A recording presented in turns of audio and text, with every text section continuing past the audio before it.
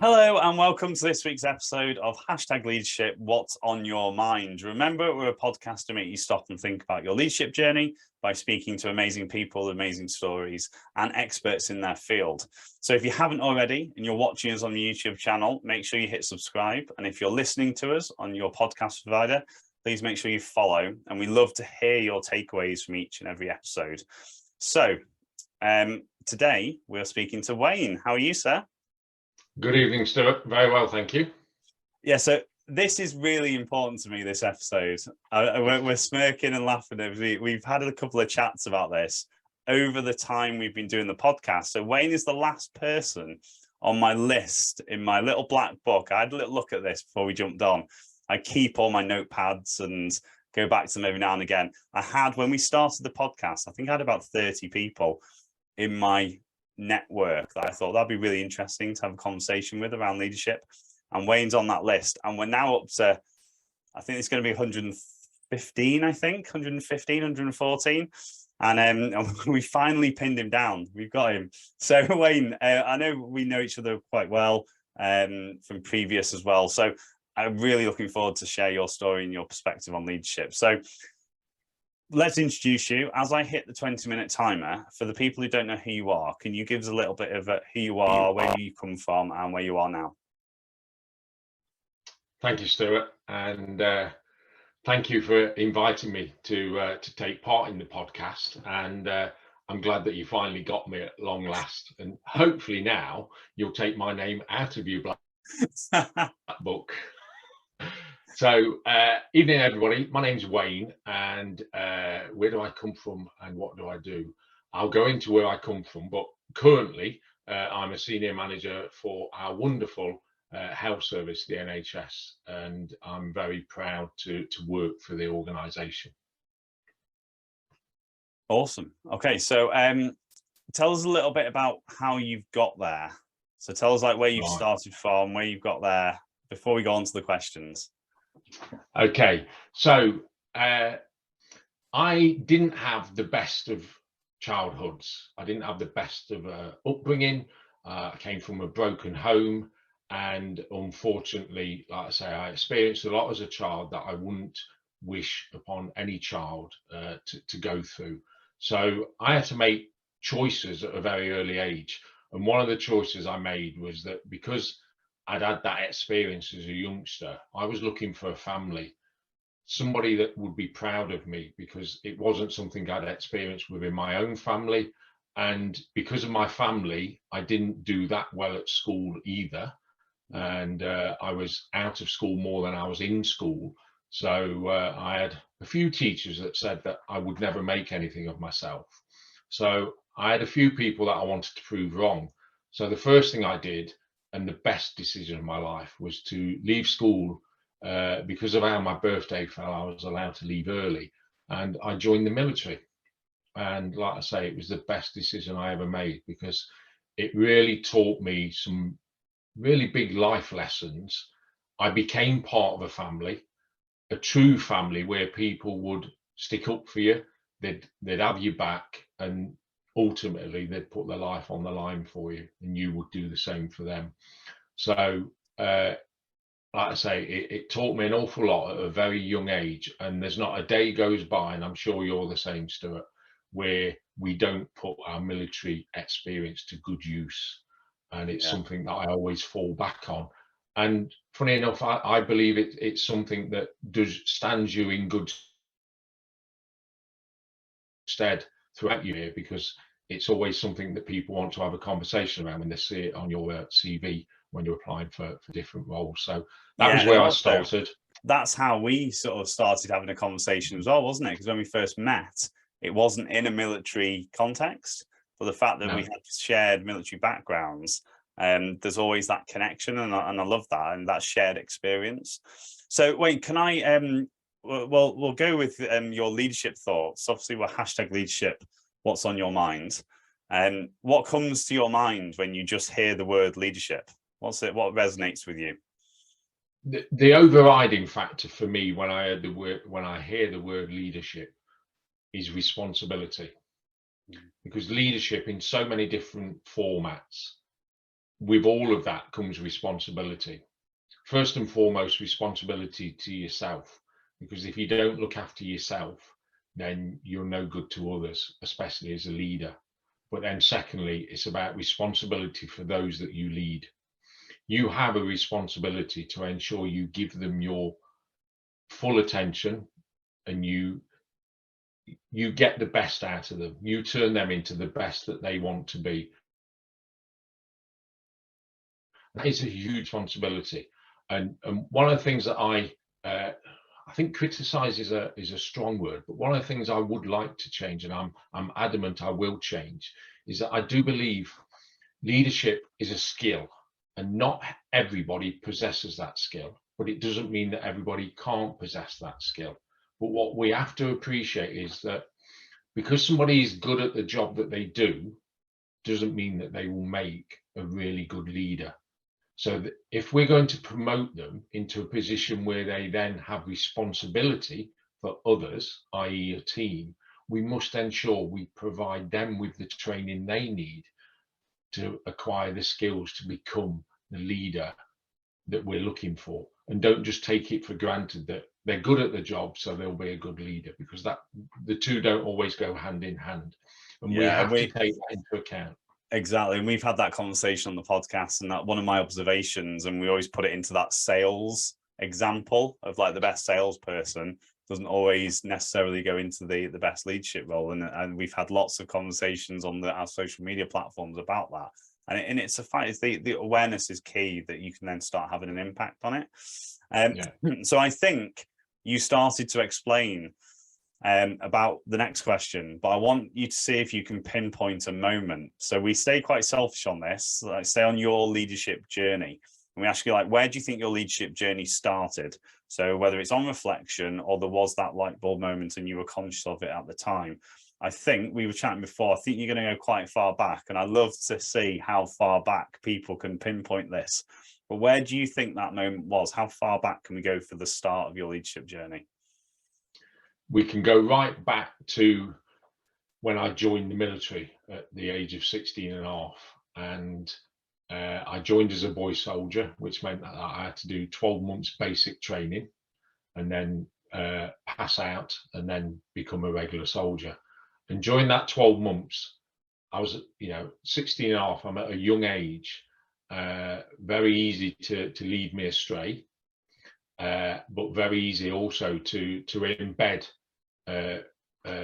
discipline into me and embed leadership skills into me. And the guy that I'm going to refer to had a really massive impact on me. He was my troop sergeant, Sergeant Pierce. His nickname was Dickie, and that was because when he used to shout a lot, he used to sound like a bit of a bird tweeting. So he picked up the nickname of Dickie followed by Bird. So but he was such an inspirational leader, and like I say, to be the troop sergeant of, there was 85 that joined when I signed up, and 85 very young, influential, in effect, kids, and we looked to our troop sergeant to lead by example, and by God did he do that. And that was my first experience of, yes, that's what I want to aspire to.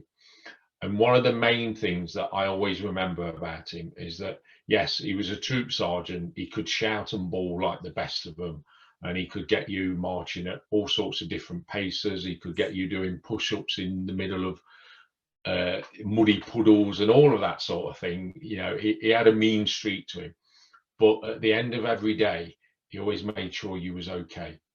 He always asked, is everything okay? Are you doing all right? And if you had any issues, you could always go and knock on his door. And I think that is really important part of being a leader. We're all in it together. We're all in it for the same reason.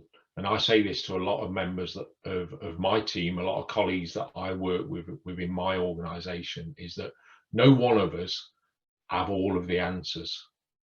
But together, working together as a team, we can get there. And that's where the leadership comes in, is stepping up to the mark when required, and he certainly taught me how to do that, and I'll never forget him for that. So yeah, it was You know at a what? young age, but it's something that's always stayed with me. Yeah, do you know what? I love that as well, because you would automatically think, do you think he was way before his time? Because obviously now we're expecting that nurturing, support, caring, and we almost think of the military of discipline, shout, shout, shout. But unless you've been there, I would say there was a lot of people who had that discipline, command, respect, but they will also have that support, care, nurturing. And you don't necessarily see that bit. And it might show up for 1% of the time, but it's there. Does that make sense? Because Yeah, like, if you've not yeah, been in the military, you almost think, oh, I couldn't do that because they're just shouting at me all the time. But shouting exactly. happens into shouting. There's got to be something and different levels, and it's very clever. I always talk about my basic training, and I know it's changed and evolved and it's different, but ultimately it's very well designed. There's a lot of psychology to it. There's a lot of process to it, and it's very clever how it breaks you down and builds you back up again. And you Yeah, can only do that and, if you've got a bit of nurture in there. and that was what he was very good at. He spent all day long, your working day, he spent all day breaking you down. You know, if you didn't do it to your best, you'd do it again. If you didn't do it right, you'd be doing the press ups. If you did it really wrong, you'd be running around the airfield dozens of times. He really got every ounce of you during the working day. But every night before he left to go home to his family, he'd just come in and say, "Are you all right? Mm. Is it going all right?" Because he truly wanted you to get through. He wanted you to be the best. But without saying it, he had the line. There was a line in the sand, and Mm. like I say, the working day, 9 till 5, 9 till 8, whatever the hours were, you didn't cross that line. You did what he told you to do. You did it when he did it, and you did it how he told you to do it. But that last 5 minutes at night, just before he disappeared off home, he'd just Mm. come round, just check that you were all okay. And that meant a lot. But like I say, Mm. you knew the next day, you knew what you was going to get. But it was that, and like you've just said, I think definitely he was before his time. And like I say, I learned an awful lot, and that's what I try and do with my team. Is that, you know, there's always days where you have to ask people to do things, and you need it, yesterday sort of thing, and you forget that they also, they're a human being. They also have Yeah. their own issues, with the state of everything that we're going through at the moment, and I don't want to get too political, but we've got a cost of living crisis, we've got interest rates going up, the food on our shelves is getting more and more expensive, wages aren't meeting up with inflation, all that sort of thing. We must never forget, and with my role, one of my portfolios within the NHS is workforce, and workforce within primary care. And the thing that I always embed in all of my team is that don't forget that everybody you're talking to, whether it be a GP, a nurse, a receptionist in primary care practice, they all have their own issues. Mm. And you've got to remember that, because we're all underneath, we're all the same, and we all need that support. And the way you get your best out of people is to appreciate that and understand that. Yeah. And I love that. for me, that's the important part about leadership.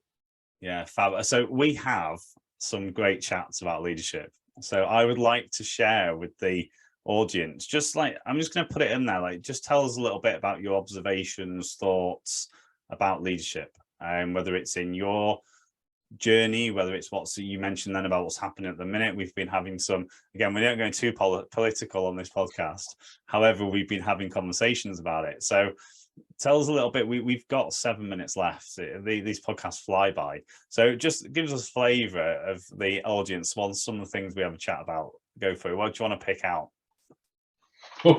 So much to pick from, Stuart. Like you say, we have so many good conversations. Politically, at the moment, I think we're lacking in leadership.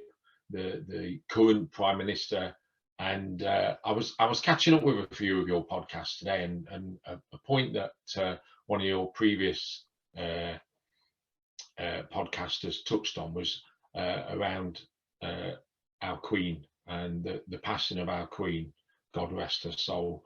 And there you had consistent leadership. She was the consistent person in all of our lives, the only head of state that I've ever known in my lifetime. And you always knew she was there to support you in the country. You know, as you did, Stuart, we signed up to serve for our Queen and country, and she was always there to support her family no matter what. And that is really important, consistency. And consistency in leadership is really important. At the moment in politics, I don't think we've got that. They flip in and out, and the big disappointment for me is around that responsibility. Something that I use in a lot of conferences that I attend when I talk about the NHS is that every one of us, when we go into work in the morning, every one of us go in to do our best. But the difference with the NHS is that we are run by human beings. We haven't got a factory line. We haven't got robots that put us all together and put the parts back in. We're human beings. And when you have human beings working, they will make mistakes, but they don't do that intentionally. Everybody that works for the NHS, regardless of the fact that we're all still human beings, we've all got our issues and our problems. And, you know, we hear it in the news every day that we've got nurses that are having to go to food banks to put food on the table for their families. That's not a good place to be, but they go to work every day to do their best. And that's all you can expect from true leaders. And that's what I'd like to encourage more leaders to do, is not only to do your best by yourself, to do your best by your team. And what I'd encourage anybody to do, like I've already said, is we're human beings. We make mistakes. We don't do it intentionally. Some of the times, maybe you'll always get the odd one, but we don't do it intentionally. If you make a mistake, put your hands up. I got that wrong. Learn from it and move on. And in leadership, that, like I've referred to with our current politicians, I'm not seeing that. And I think they'd get a lot more respect from the population that they serve, from our nation, if they learned how to do that. Because they've got a very, very pressured job. You know, being Prime Minister, it's not an easy job. Thankless task. I wouldn't be signing up. No, definitely not. But I think they could make it easier for themselves if they just learned that, you know, we all make mistakes, and it's about how you react to that and how you move on from that. Yeah, I think it just reminded me when you were saying then, we relate to it sometimes when you get into the high performing teams in the military, the special forces, they're renowned for, and I speak to clients about this, doing the simple things very, very well. And how many times can we go back to that? Like, just go back to the foundations. You mentioned a lot on this episode so far about we're all human. That is a foundation, isn't it? Go back to that. Go back and then start again. And then if I go back to my troop sergeant, Stuart, and one of the things he taught me at an early age is keep it simple, stupid. Yeah. And that, like you say, that is a basic. We don't have to reinvent the wheel all of the time. We don't have to come up with new flashy ideas all of the time. A lot of the times the basics work, and a lot of the times you can take people a lot further on a journey with you by keeping it simple. So we've got a couple of minutes left. I know you've got so many examples and stories along your leadership journey. Are there a couple that you could pull out just to share with the audience of maybe little light bulb moments that you've had along the way that you've really learned from and developed and pushed you forwards? Several light bulb moments, but all sort of go back to the same thing, and that's I'm a very good people observer. I like to, you know, if my wife takes me shopping and I'm not quite in the mood to go in and out of the shops, like some of us aren't all of the times, then I really enjoy just sitting outside and just watching people. and watching how they communicate with each other, how they react to each other, how they react to different situations. And in my long journey of leadership, I do watch people within my team. I watch people within other teams. And also, as part of my role within the NHS, is that I'm a mental health first aider. So I get a lot of people that come to me for support, and that gives me the opportunity to sit down with people and really find out what's going on. And I am amazed at how many times the word leadership comes into those conversations, and how a bad leader can have such an impact on somebody. And I think it is really important that the light bulb moment is observe those that you're leading as well as others within your work environment.